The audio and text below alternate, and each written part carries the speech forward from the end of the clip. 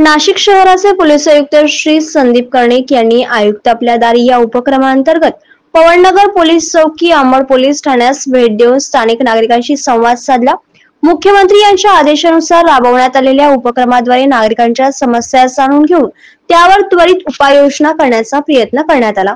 यावेळी अंबड पोलीस ठाण्याचे वरिष्ठ पोलीस निरीक्षक सुनील पवार तसेच भाजप महिला आघाडी नाशिक शहराच्या सरचिटणीस रश्मिताई हिरे, आमदार सीमाताई हिरे यांच्या प्रतिनिधी उपस्थित होते। या कार्यक्रमात व्यावसायिक, राजकीय नेते, सामाजिक कार्यकर्ते, सेवाभावी संस्थेचे पदाधिकारी, ज्येष्ठ नागरिक आणि परिसरातील अनेक नागरिकांनी मोठ्या संख्येने हजेरी लावली। या कार्यक्रमात नागरिकांनी विविध समस्या मांडल्या, जसे की पोलीस दलाची संख्या वाढवणे, गुन्हेगारीला आळा घालण्यासाठी विशेष मोहीम राबवणे, महिला व मुलींच्या सुरक्षेसाठी कडक उपाययोजना करणे, अतिक्रमण हटवणे, अपघाताचे प्रमाण कमी करणे आणि परिसरातील चोरीच्या घटनांवर नियंत्रण ठेवणे। या सर्व प्रश्नांवर पोलीस आयुक्त संदीप कर्णिक यांनी संयमपूर्वक संवाद साधून समाधानकारक उपाय सुचवले। कार्यक्रमादरम्यान पोलीस आयुक्तांचा नागरिकांच्या वतीने सत्कार करण्यात आला। तसेच पर्यावरणपूरक संदेश देत त्यांच्या हस्ते पवननगर पोलीस चौकी येथे वृक्षारोपणही करण्यात आले। वृत्तसंकलन रोकठोक रणरागिणी न्यूज साठी सौ गायत्री लसके। अशाच नवनवीन बातम्या पाहण्यासाठी आमच्या YouTube चॅनलला सबस्क्राइब करा आणि लाईक करा। म्हणून म्हणजे प्रत्येक विभागाचे अधिकारी हे काही पोलीस खात्याला नाही तर सगळ्या खात्यांमध्ये आहे ते, तर त्याकरता नागरिकांपर्यंत पोलिसांनी पोहोचलं पाहिजे, त्यांच्या समस्या जाणून घेतल्या पाहिजे। आणि म्हणून मग हा दर आठवड्यात आपला कार्यक्रम असतो CP आपल्या दारी। आणि आपले नाशिक शहराचे लाडके CP साहेब माननीय संदीप कर्णिक साहेब हे नेहमी तत्पर असतात की लहान मुलाची तक्रार असू दे किंवा ज्येष्ठ नागरिकाची तक्रार असू द्या, त्यांचं एकच म्हणणं असतं की तुम्ही तिथं पटकन जा आणि जितकं लवकरात लवकर त्यांचं तक्रारीचं निरसन करता येईल तेवढं तुम्ही करा। आणि त्याच्यामुळे मग आम्हाला देखील खूप बळ मिळतं, कारण जसा राजा तसे प्रजा ह्या उक्तीप्रमाणे आमचे CP साहेब हे अतिशय नागरिकांना मदतीकरता उत्सुक असतात, धडपड असते आणि तोच गुण आमच्यात उतरलेला आहे।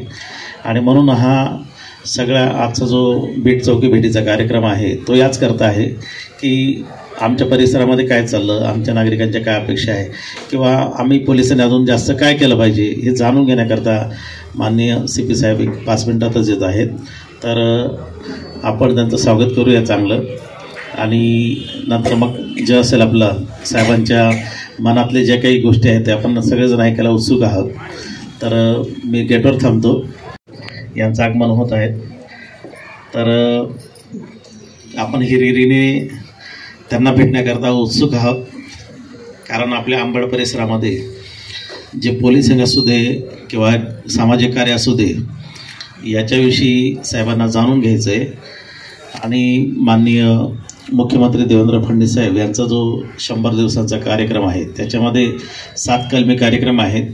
प्रशासनाकरता काही आदेश दिलेले आहेत, म्हणजे संकेतस्थळ अपडेट करणं असेल किंवा जे जुनं रेकॉर्ड असेल ते नाश करणं असेल, नंतर गतिमान सरकारकरता नागरिकांची ज्या काही समस्या आहेत त्या समस्यांना योग्य न्याय मिळतो। नागरिकांनी फक्त IZ इयर्स जरी झाले तुम्ही जरा माहिती जरी दिली, कारण तुम्ही नाही मी दिली होती माहिती, मी लगेच 112ला माहिती दिली आणि वरतून मी पण अटकला। म्हणजे कसं तुम्ही हटकून तुम्हाला त्यांनी कोयता मारला तर आणखीन वाढीव काम होऊन जाईल। त्यामुळे तसं काय आहे, थोडं सांभाळून सर्व नागरिकांनी हे केलं पाहिजे। आपल्याला कुठे काय दिसलं तर ते 112ला कॉल करा, 4 ते 5 मिनिटं रिस्पॉन्स टाईम आहे आपला। भारतभार सिडको अंबड जरा मोठा परिसर असल्यामुळे 7 ते 8 मिनिटं असेल। आपल्याला असं कुठेही जाणवलं 112ला फोन करा, जास्त रिस्क घेऊ नका। पोलीस काही ट्रेंड असतात, ते थोडं तुम्हाला उगाच कोणाला काही हानी होऊ नये। सर्वप्रथम अभिनंदन। पहिल्यांदा नाशिक शहरात असं घडतंय की पोलीस आयुक्त आपल्या दारी, त्याच्यामुळे मी तुम्हाला खरंच मनापासून धन्यवाद देतो। 7 कलमी कार्यक्रम आहे त्याच्यामुळे, त्यामुळे मुख्यमंत्री साहेबांचं अभिनंदन करायला पाहिजे। मुख्यमंत्र्यांचं तर आहेच आहे, पण प्रत्येक शहरात असं होत नाही, प्रत्येक शहरात होत नाही। आता आपल्या नाशिक जिल्ह्यात भरपूर, आता तालुक्याला पण एक ग्रामीण भागात पण तुम्ही जो डिसिजन घेतला पटकन, मुख्यमंत्र्यांचे तुम्हाला काय आदेश माहीत नाही, पण तुम्ही आमच्यासाठी आले, आम्हाला म्हणून तुमचं कौतुक करावं असं वाटतं। दुसरी गोष्ट, आमच्या सगळ्या मित्रांनी भगिनींनी जी एक सगळ्यात मोठी तिथली जी प्रॉब्लेम सांगितली, पवननगर म्हणजे साधारणतः तुम्ही त्रिमूर्ती चौकापासून असेल, त्रिमूर्ती चौक, उत्तम नगर, पवन नगर, पाथर्डी फाटा काही विशेष नाही, पण उत्तम नगरपर्यंत आहे. इतकी भयानक अतिक्रमणची परिस्थिती महापालिकेने काढलं का लगेच दुसऱ्या दिवशी लोक होते बांधतात. सर, सगळे बोलले का गुन्हेगारीवर नियंत्रण झालं पाहिजे, पण मुळात काय होतं, ज्याच्यावर गुन्हा दाखल होतो आणि पोलिस त्यांच्यावर प्रखरपणे कारवाई करता चार्जशीट फाईल होतं, पण परंतु जे काही लूप्स होल त्याच्यामध्ये असतात, किती मोठा गंभीर गुन्हा दाखल झाला तर त्याला कोर्टातनं लगेच जामीन मिळून जातं किंवा मग रिमांडमध्येच त्याला जामीन मिळतं.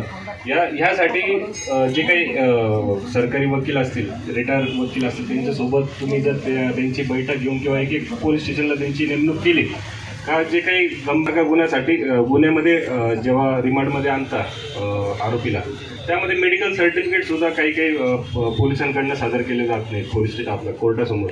तर त्यामध्ये काय होऊन जातं, तो 307चा गुन्हा 326मध्ये कन्वर्ट होऊन जातो आणि त्याला सरासरी जामीन खालच्या ट्रायल कोर्टात किंवा मग सेशन कोर्टामध्ये जामीन मिळून जातं. यासाठी जे काही गंभीर स्वरूपाच्या गुन्ह्यांसाठी चार्जशीट स्ट्रॉंग होणं, त्यासाठी स्ट्रॉंग APP पब्लिक प्रोसिक्युटर हे नेमून गंभीर गुन्हे म्हणजे चार्जशीट कसं स्ट्रॉंग होईल यासाठी आपण काम करावं ही नम्र विनंती. धन्यवाद. या 100 दिवसांच्या कृती आराखड्याअंतर्गत आमचे माननीय लाडके मुख्यमंत्री देवेंद्रजी फडणवीस यांनी दिलेल्या आदेशानुसार आज आपल्या नाशिक पश्चिम मतदारसंघामध्ये आपले कार्यक्षम CP साहेब संदीपजी कर्णिक आज इथे उपस्थित झालेले आहेत. मी आमदार सीमाताई हिरे यांच्या वतीने व सर्व सिडकोवासियांच्या वतीने त्यांचं इथे स्वागत करते. त्याचप्रमाणे इथे आमचे भारतीय जनता पार्टीचे अध्यक्ष रवीजी पाटील उपस्थित आहेत, चकोर काका उपस्थित आहेत, आमच्या धडाडीच्या नगरसेविका प्रतिभाताई पवार उपस्थित आहेत, आमच्या छायाताई परेवाल उपस्थित आहेत, ज्योतिताई कवर उपस्थित आहेत. आमच्या सगळ्या महिला मोर्चाच्या बऱ्याचशा पदाधिकारी काही आल्या होत्या, काही निघून गेल्या. मी त्यांचं पण ह्या ठिकाणी खूप खूप मनापासून स्वागत करते. अतिशय चांगले मुद्दे ह्या ठिकाणी सगळ्या नागरिकांनी इथे ठेवलेले आहेत.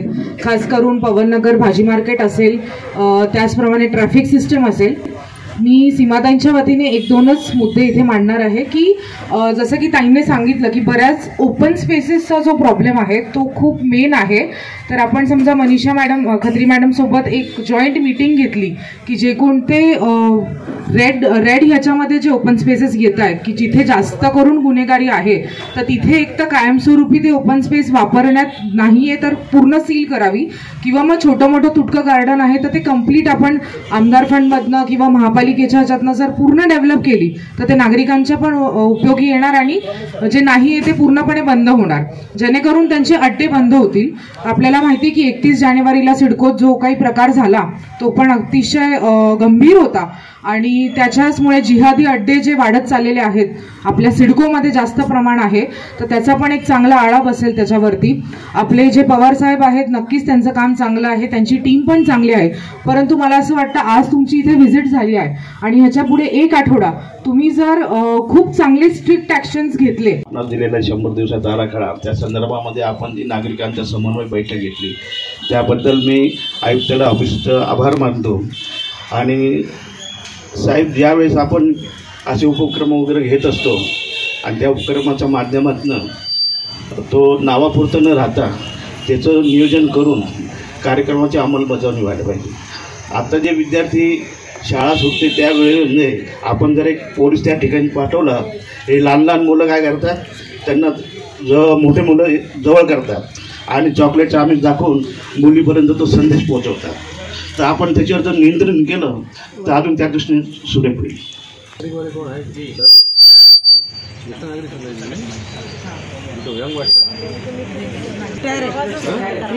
साहेब, मी खानपानाचा विचार करतो. मी नाशिक जिल्हा सामाजिक न्याय विधी विशेष कार्यालयातर्फे ज्येष्ठ नागरिक समन्वय सदस्य नाशिक जिल्हा आणि याचे अध्यक्ष कलेक्टर साहेब असतात आणि आमच्या महिन्याला 2 मीटिंग होत असतात. त्या मिटिंगामध्ये मी ज्येष्ठ नागरिकांसाठी त्या कायद्याच्या गोष्टी नागरिकांना माहिती मिळत नाही, म्हणून कलेक्टर साहेबांना विनंती केल्यामुळे या सिडको परिसरामध्ये 108 ज्येष्ठ नागरिक संघ आहे. आपण 118 पुस्तक या ठिकाणी प्रिंट करून ज्येष्ठ नागरिकांना न्याय हक्कासाठी हे पुस्तक कायदे वगैरे सगळं त्या ठिकाणी निर्माण केलेले आहे आणि ज्येष्ठ नागरिक त्याचा नक्कीच फायदा घेत आहे.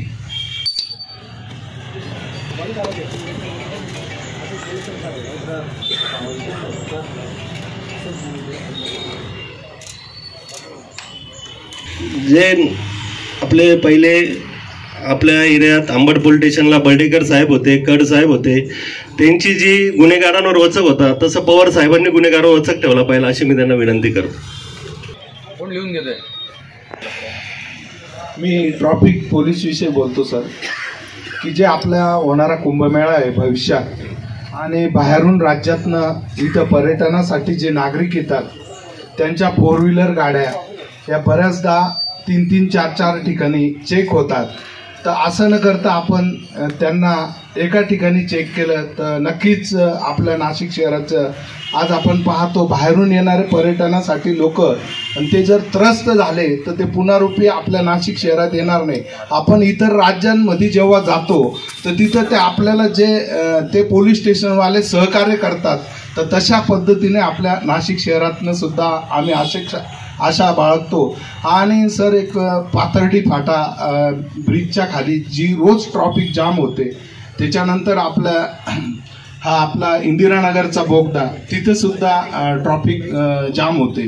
परत सिटी सेंटर मॉल रात्री 1-1 तास कधी कधी ट्रॉफिक जाम होते. तर त्याला पर्यायी मार्ग शोधावा अशी अपेक्षा बाळगतो. धन्यवाद. याला काय करायला पाहिजे ह्याचे पण आपण सजेशन्स द्या, कारण आपण नागरिक आहात, एवढे वर्ष आपण इथे राहत आहे, त्यामुळे आपल्याला जेवढी समज एरियाची आहे तेवढी कदाचित आम्ही 1 वर्ष 2 वर्ष 3 वर्ष अधिकारी नोकरी करून जातात. त्यामुळे आपण एखादी गोष्ट सांगितली त्याकडे आपल्याला काही सजेशन्स असतील तर तेही सांगा. आपण 10 सजेशन दिले, आम्ही ते एक्झामिन करून 2, 3, 4 जे काही इम्प्लिमेंट होतील त्यातून it will be better. Colony झालं तर तिडके आपला काय म्हणतो मधला तो कोणता चौक